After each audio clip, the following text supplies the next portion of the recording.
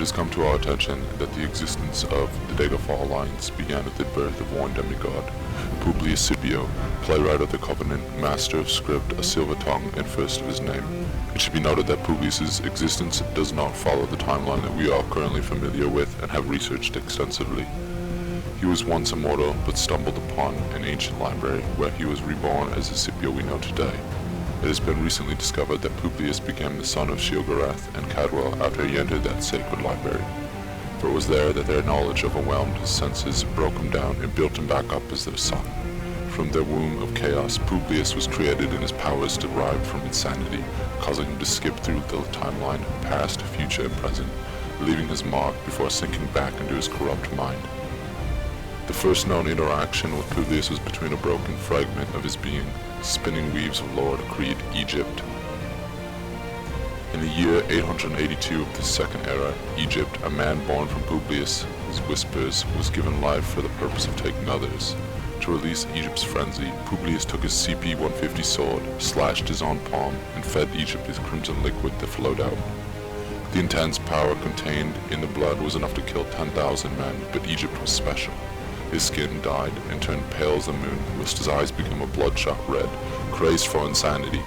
His fangs protruded from his mouth, and he gripped harder onto the madness. Publius, meanwhile, was watching with a maniacal grin on his face. This marked the beginning of both the werewolves and vampires. Egypt, Lord of Fang and Blood, General of the Covenant, greatest 1v-Xer of all time, and admired by Bosmer girls as Team Egypt, is one of the greatest threats Daggerfall has to offer. Publius's madness knew no bounds. Every step he took, years went by within his mind, inspiring chaos, creating new threads of lore, and causing his own people to put him on ignore. His devotion to the Covenant drove him past insanity and into an omniverse within his own mind, one where he created Fangrush, a man neither alive nor dead, for he was but an illusion that Publius grasped onto and desired with all his heart.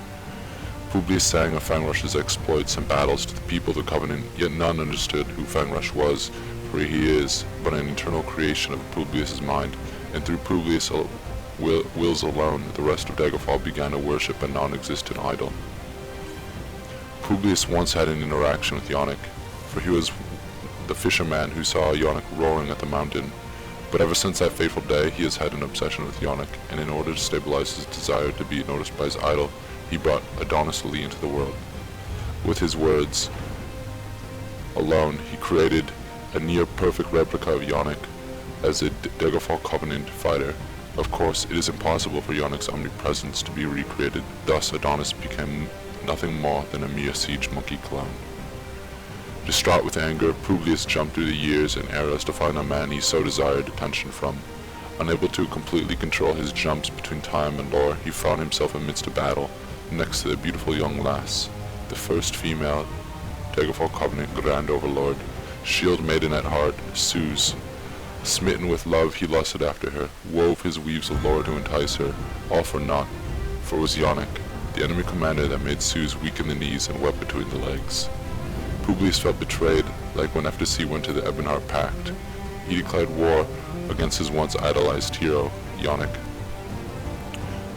This act of war marks the spawn of Beasley, Snipe, Bowmaster, Hawkeye Extreme, ganker of the block traps, fashion model of the Goth.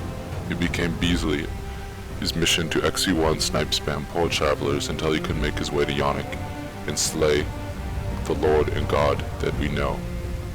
Beasley has numerous enemies and admirers. The most notable one is Cam, being one of his biggest fangirls in all of Cyrodiil. Publius now leads the Covenant in an all-out war against the Ebonheart Pact, vowing to crush his enemies with his own chat prowess and lore. His allies are deeply motivated to rally and fight Ebonheart Pact, and they are even more motivated to mute him. Got him! Got him!